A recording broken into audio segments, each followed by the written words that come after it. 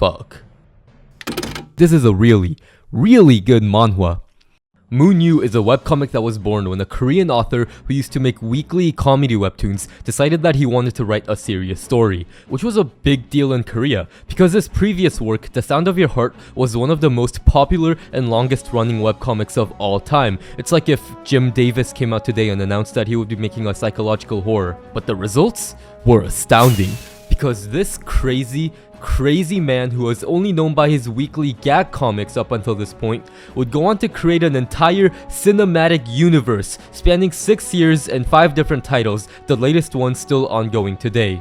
They're all great, but this is the one we're talking about today because I don't know how they haven't gotten popular in the West yet, and I just need more people to know about this, and I'm not getting paid by Webtoon to say that. Although, if they are watching, I wouldn't be opposed to the idea of a small... In the near future, there was an asteroid headed for Earth, and in exactly 7 years, it would make contact, spelling the end of the world as we know it.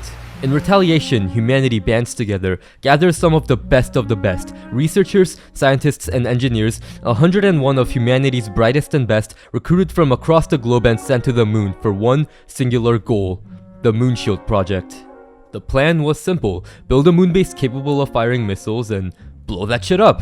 But simply destroying it wasn't enough. Even broken up into a bajillion pieces, these fragments would still prove to be disastrous if they landed on our planet. And that's where the moon came in. According to their calculations, the time it took those fragments to travel to the Earth would line up exactly with the moon's rotation around it, and thus stop the fragments taking the hit for Earth. It was a perfect plan with a 99% chance of success, and the Moonshield Project failed.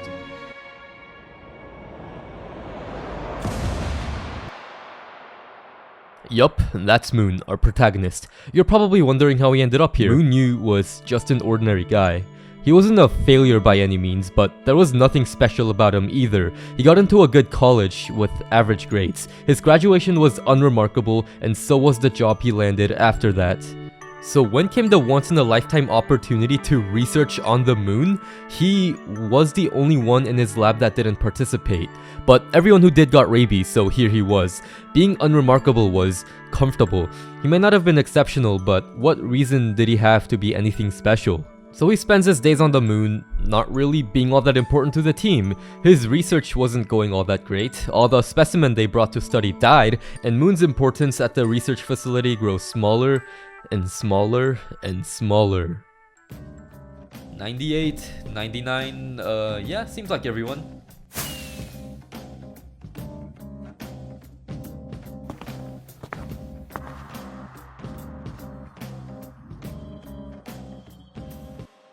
That all happens in the first chapter, and this is where the real story begins. Immediately with this interesting premise, you're hooked, but this man's reaction to the literal end of the world is what's gonna get you to stay.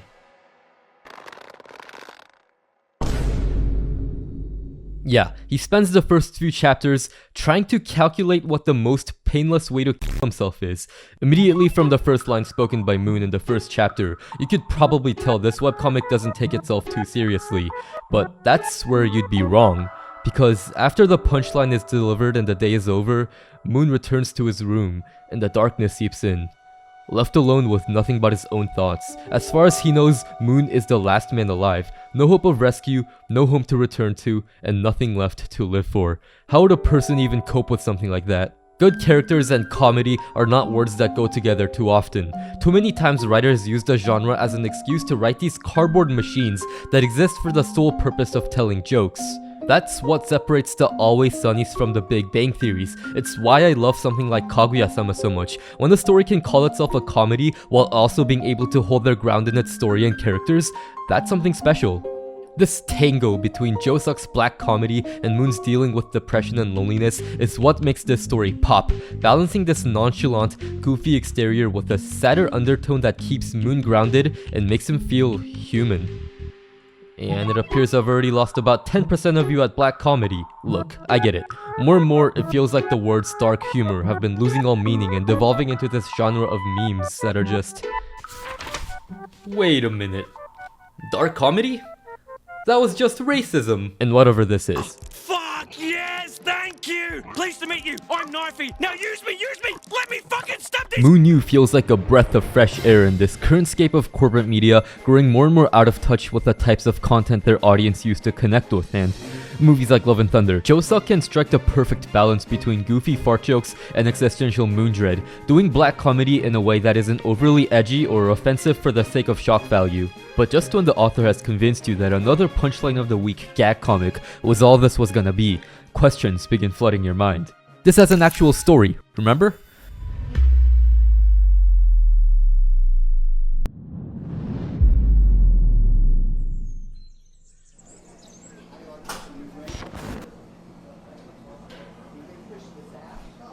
Yo, who is that?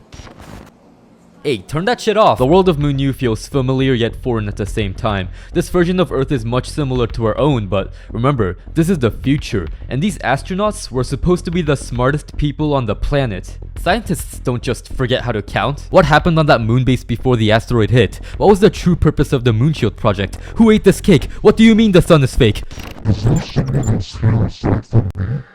Don't worry, none of those are too big of a spoiler. We're literally still within the first 10 chapters. I've showed the comedy enough, but by far my favorite thing about reading Josuk's manhwa has to be his ability to juggle polar opposite genres like he's flipping a switch. One week he beckons you into the secrets of a world of his own creation. Mystery draws you in and you can't stop scrolling, vying to know what happens next. And then the next week he gets stuck in a sphere with his balls out and has to figure out a way to get back to his base. I called Moon a comedy because I didn't know how else to introduce it, and it's good for marketing, but you really can't fit Moon into a singular defined genre, and I love that shit. You can't ever be too sure about what direction the story will take next, because just when you think you've got even a smidgen of an idea on what's going on, the characters are great. One of them is a kangaroo. You're gonna love him. As you've probably guessed by now, remnants of humanity still populate this post-apocalyptic Earth, and for the rest of the manhwa, the story is told from two different perspectives: the moon and NASA. Now the supporting characters in Moon are interesting,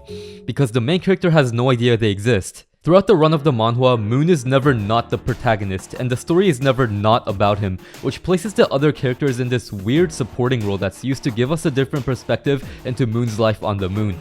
Initially, a lot of them are introduced as gag characters, but what makes them special is that they don't just disappear after the punchline. They stick around in the story and turn out to have a real impact on the overarching plot. I like this voice actor guy. He gets hired by NASA to voice over a kangaroo, and this chapter was pretty funny, but then you learn that he's doing it for his sick sister and you're like, aw, what a nice guy. Spend a few more chapters with him and he gets integrated into the main cast. A couple more and...